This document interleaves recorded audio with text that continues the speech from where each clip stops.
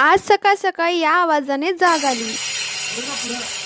आता भरपूर दिवस झाले होते माझे व्लॉग काय अधूनमधून येत होते, रेग्युलर येत नव्हते। त्याचं कारण म्हणजे हे आहे, आता चालू आहे आमच्या घराला वॉल पुटी लावायची। आधी आमचं घर असं काही दिसायचं, आता वॉल पुटी लावायला लावलीये तेव्हापासून काही असं दिसायला लागलंय। आता वॉल पुटी लावायचं काम सुरू केलेलंच आहे, म्हणूनच घराची छोटी छोटी कामं जी राहिली होती ती आता करून घेत आहे। त्यासाठी आमचे दादा पण इथे हेल्प करायला आले होते। आता मी माझं पेंटिंगचं काम करत होते, तेवढ्यात आला माझ्या मैत्रिणीचा व्हिडिओ कॉल। मग तिच्यासोबत गप्पा मारत मारत पेंटिंग कम्प्लीट केली।